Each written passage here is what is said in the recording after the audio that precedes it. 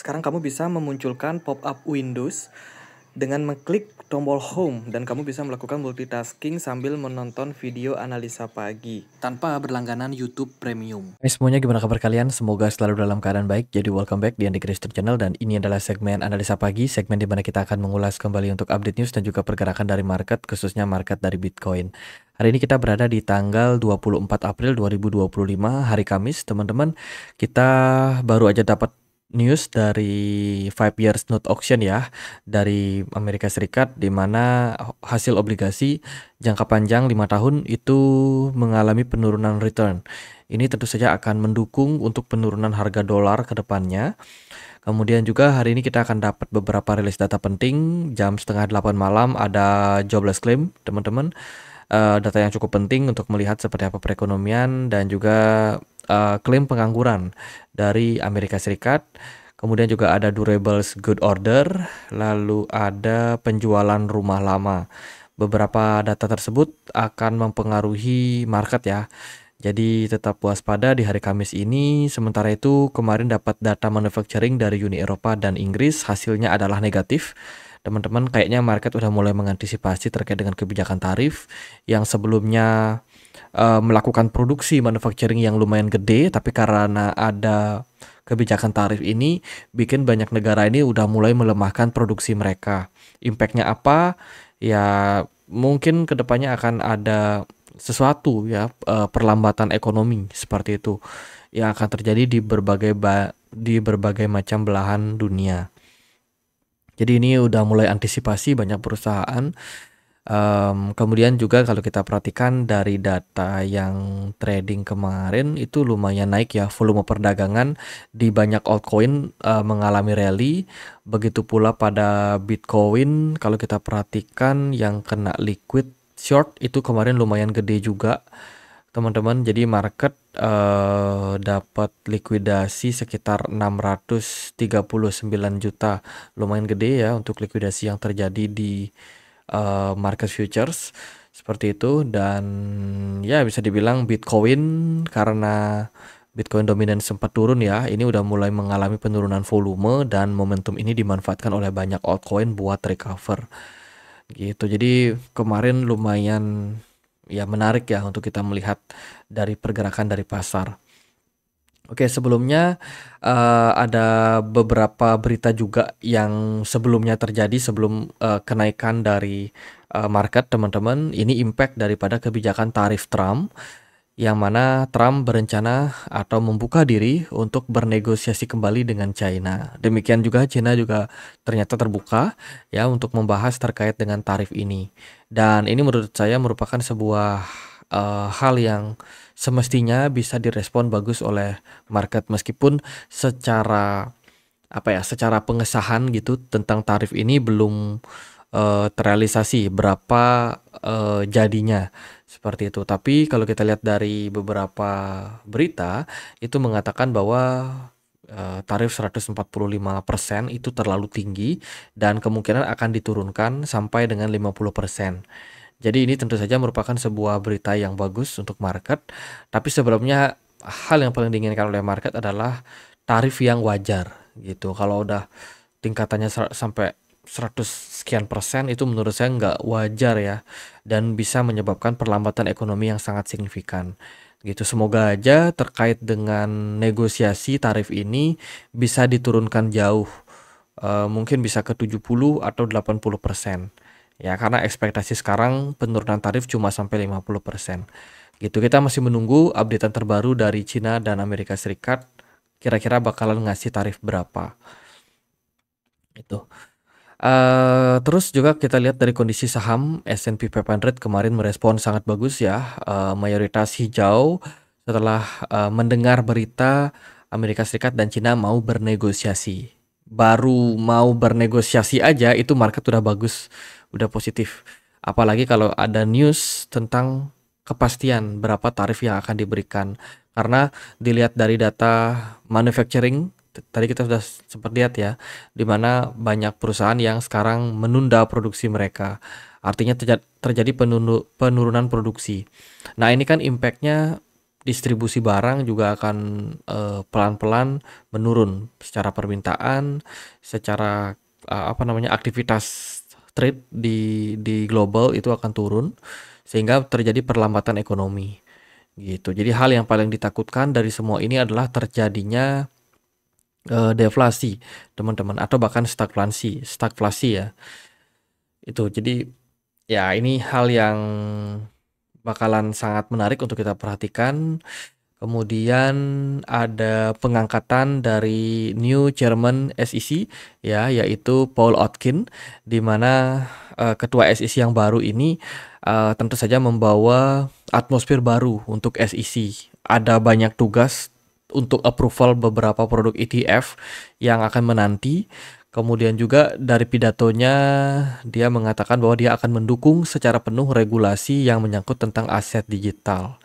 Jadi Paul Otkin ini adalah orangnya Trump yang memang sejalan dengan pemikiran Trump untuk menentang yang namanya CBDC dan lebih mengutamakan aset digital seperti kripto gitu. Harapannya adalah regulasi kripto semakin baik ya, banyak proyek kripto yang cenderung aman untuk investor dan juga terkait dengan exchange. Ini semoga regulasinya ini bisa lebih berfokus pada mendukung yang namanya keamanan dari banyak nasabah gitu. Apalagi kalau kita lihat juga Amerika Serikat kan berencana untuk menjadikan Amerika ini sebagai pusatnya kripto, menjadikan Bitcoin sebagai reserve-nya dan juga beberapa altcoin seperti itu yang dinilai big caps dan punya fundamental yang baik ya, menjadi crypto stockpile gitu. Jadi ini bakalan menjadi hal yang menarik untuk kita perhatikan dari segi regulasi. Kemudian Presiden Donald Trump itu deny ya bahwa dia nggak ada intensi untuk memecat Jerome Powell. Jadi selama ini rumor-rumor yang beredar bahwa Trump pengen melakukan pemecatan sama Jerome Powell karena Jerome Powell juga nggak mau gampang untuk memangkas suku bunga sesuai dengan keinginan Trump. Itu dinilai bahwa sebenarnya Trump tidak ada intensi. Jadi sudah disampaikan sendiri oleh Donald Trump gitu. Jadi I have no intention of firing him.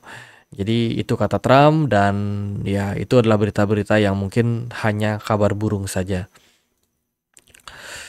Kemudian ada Sol Strategist, sebuah perusahaan asal Kanada yang ada di balik dari Solana blockchain. Ya, ini adalah perusahaan developing, investment dan juga support untuk Solana blockchain. Dikabarkan berencana untuk melakukan pembelian sampai dengan 500 juta US dollar berupa token Solana. Ini tentu saja merupakan sebuah berita bagus untuk Solana. Teman-teman, sebelum kita lanjut, aku mau informasikan dulu ada dadakan cashback 100% uang kembali dari toko kripto, di mana kampanye ini akan berakhir sampai 30 April ke depan. Jadi masih ada 6 hari ke depan yang bisa teman-teman ikutin. Jadi teman-teman syaratnya adalah melakukan deposit berupa USDT, Bitcoin, atau XRP dan PAXG ke toko kripto. Ya, dengan minimum deposit adalah Rp25.000. Jadi sedikit ya minimum depositnya, dan teman-teman berpeluang mendapatkan cashback sampai dengan 100%, atau maksimum yang bisa teman-teman dapatkan adalah Rp25.000 gitu untuk satu kali untuk setiap pesertanya. Ada ekstra tambahan untuk 10 peserta dengan deposit volume tertinggi. Nah, selama periode campaign ini teman-teman dilarang untuk melakukan penjualan ataupun penarikan. Ya, jadi withdrawal tidak boleh ke exchange lain gitu, atau melakukan withdrawal dengan bentuk rupiah juga tidak boleh. Tapi teman-teman masih bisa trading. Gitu, hadiahnya nanti akan dalam bentuk USDT. Ya, jadi buat teman-teman yang tertarik jangan lupa untuk masukkan user ID kalian di sini.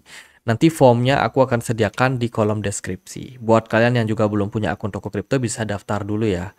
Sama, linknya ada di kolom deskripsi. Kalau kalian butuh referral juga ada di sana. Oke. Token Trump ini kemarin mengalami lonjakan yang lumayan menarik ya. Ada kenaikan sampai dengan 60% kalau nggak salah, tapi ini sekarang udah turun ke 44%. Jadi ini impact daripada berita di mana kalau menjadi top 220 holder token Trump atau Trump Coin itu bisa eksklusif invitation untuk dinner bersama dengan Presiden Trump. Ini dibikin langsung announcement-nya oleh Trump Meme. Saya sendiri nggak tahu apakah ini beritanya memang resmi dari Donald Trump sendiri atau ini cuma sifatnya meme, teman-teman. Tapi yang pasti ini men-trigger harga dari Trump mengalami kenaikan dengan volume perdagangan yang kemarin juga lumayan meningkat. Gitu. Jadi terkait dengan rumor kalau kita menjadi top 220 Trump Coin ini, kita bisa dinner eksklusif dengan orang nomor 1 di Amerika. Oke, kemarin juga ada rilis dari Federal Reserve Governance ya terkait dengan National Summary Overall Economic Activities Outlook, Labor Market, Prices dari Bank Sentral Amerika Serikat.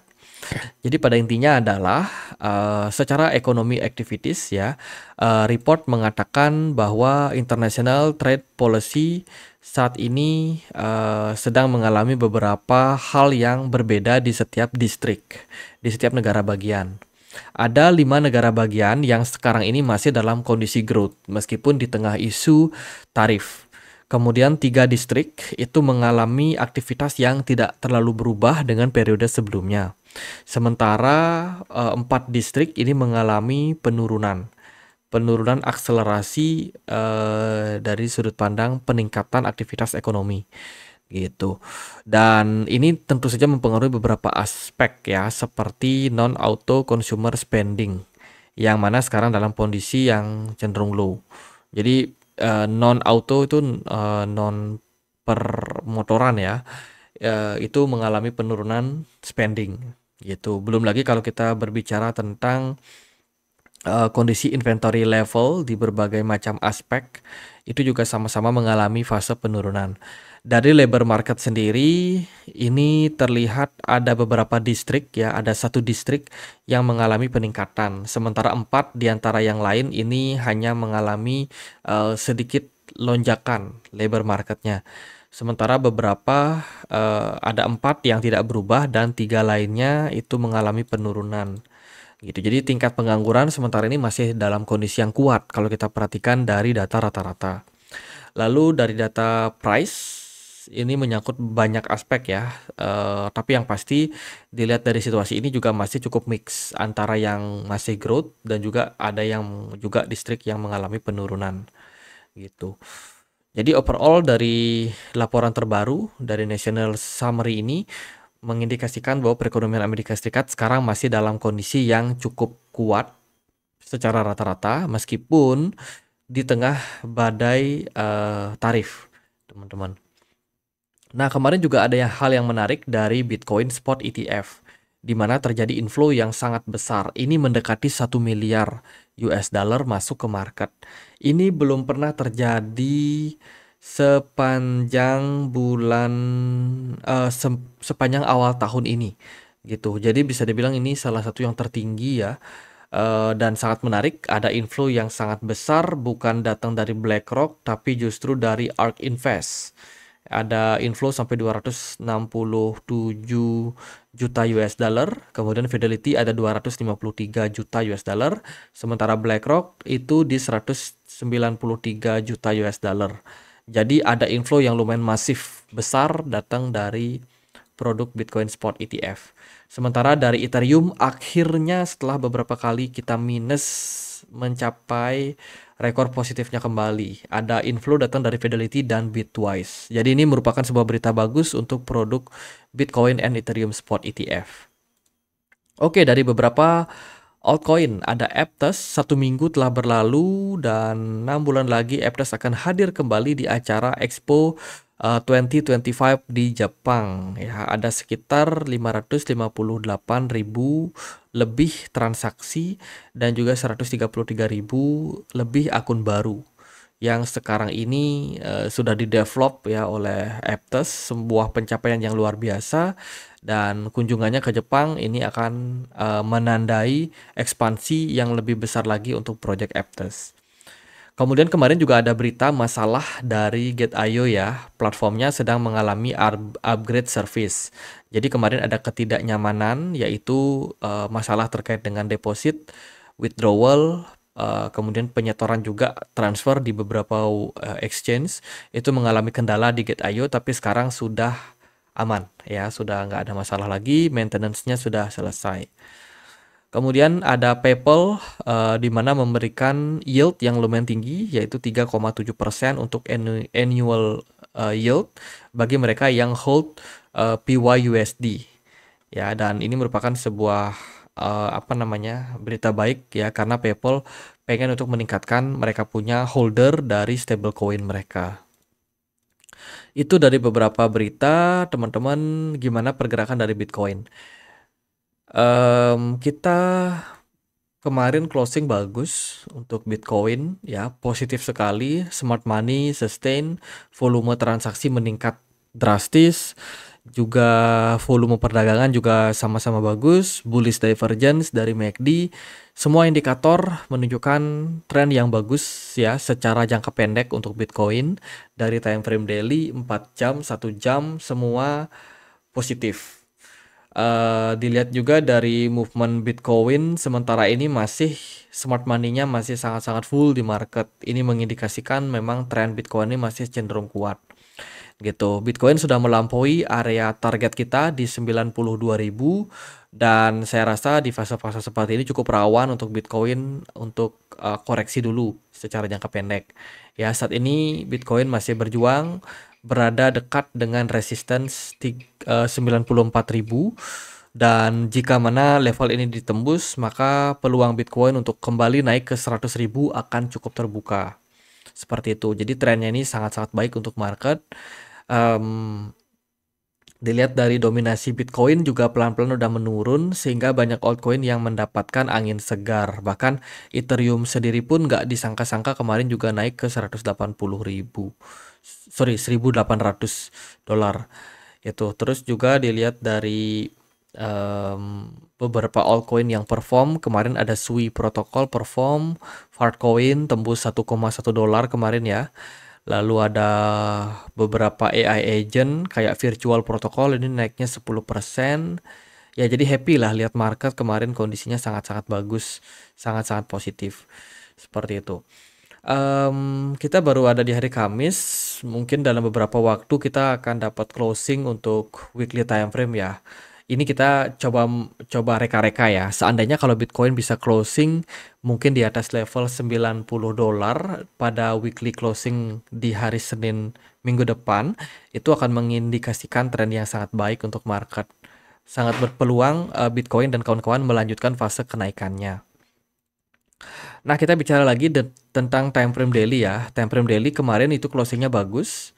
Terus juga dilihat dari movement di perdagangan kemarin juga nggak kalah bagus. Bitcoin yang sebelumnya sempat terkoreksi turun sampai 92.600, akhirnya bisa bouncing naik ke 94.000 dan sekarang berada di kisaran 93.800. Volume smart money mulai konsisten ya dengan volume perdagangan yang juga cenderung bagus. Dari time frame 4 jam belum ada indikasi pembalikan arah dari pasar meskipun sempat ada volatilitas. Nah, jadi di time frame 4 jam secara candlestick ya, ini bukan candle pembalikan arah. Jadi kemungkinan kalaupun pergerakan Bitcoin akan koreksi dulu ya, jadi masih sangat-sangat dimungkinkan. Jadi tren masih sangat baik untuk market. Semoga aja memang dari beberapa berita makro juga mendukung untuk kedepannya. Semoga tentang tarif ini bisa segera clear ya, dan kalau bisa tarifnya ini dikurang-kurangin lah di berbagai macam negara termasuk di Cina juga gitu. Itu sih dari saya untuk melihat pergerakan dari Bitcoin. Paling sekarang ini kondisinya adalah Bitcoin sedang mencoba untuk menembus area 94.000. Jika berhasil, next target kita adalah ke 100.000. Andai kata kalau Bitcoin tidak berhasil menembus 94.000, kemungkinan kita harus koreksi dulu. Teman-teman, ada area 90.000 yang berpotensi untuk dituju oleh pasar. So far itu masih sangat positif, belum ada indikasi pembalikan arah.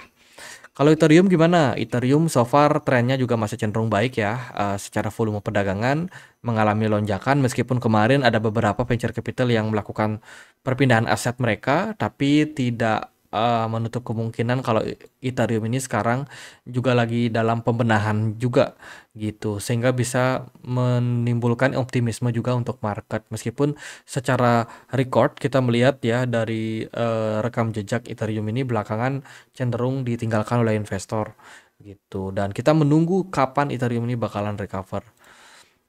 Kemudian Solana trennya juga masih cenderung baik. Next target mungkin untuk Solana adalah kenaikan tipis ke kisaran $160 jika dia masih dalam tren yang oke. Terus juga dari Ripple XRP so far sangat kuat ya, pergerakan XRP ini di level $2,2 ya, intinya di atas dari 1,8 dolar. Ini masih sangat-sangat bagus ya, meskipun secara smart money XRP nggak banyak aktivitas. Cardano so far udah mulai mantul dari area support $0,59. Jadi good point untuk Cardano. Emas gimana? Emas kemarin turun teman-teman 2,75%. Waduh, ini udah mulai tanda-tanda ya, emas bikin gap di dalam penurunannya di harga kemarin. Berarti ada penjualan yang tiba-tiba dilakukan oleh banyak seller ya. Secara volume smart money, emas juga secara konsisten sudah turun dalam 2 hari terakhir. MACD-nya merah, volume perdagangan tinggi, artinya adalah banyak orang yang memanfaatkan momentum untuk melakukan sell off kepada emas karena kondisi FOMO yang sempat terjadi membawa emas naik ke kisaran 3.300-an atau 3.500 ya bahkan itu. Jadi bisa dibilang udah waktunya emas sedikit koreksi setelah fase FOMO yang terjadi. Nah, ini skenarionya. Seandainya kalau Donald Trump dan Cina bisa berdamai dengan tarif, kemungkinan krisis akan menurun secara potensi ya, sehingga ini akan meredam kepanikan dari pasar. Emas yang sebelumnya merupakan hedge haven ya, safe haven, sorry, itu kemungkinan juga akan mengalami koreksi dan market akan kembali berpindah masuk ke aset-aset beresiko. S&P 500 udah siap untuk rebound. Kemudian Bitcoin juga ini cukup menarik ya, pelan-pelan mulai mencoba buat recover. Seperti itu. Ya, itu kita lihat aja gimana skenario ke depannya, teman-teman. Dan ya, di kondisi seperti sekarang ini, waktunya untuk menikmati hasil profit ya. Kalau teman-teman memang sudah sempat melakukan akumulasi di harga-harga bawah seperti area 80.000 atau bahkan di 75.000. Congratulations buat teman-teman semua. Sekian aja buat video kali ini, semoga bisa bermanfaat. Kita punya komunitas diskusi di Telegram buat teman-teman yang pengen untuk join, linknya ada di kolom deskripsi. Sekian aja akhir kata saya Andre, makasih.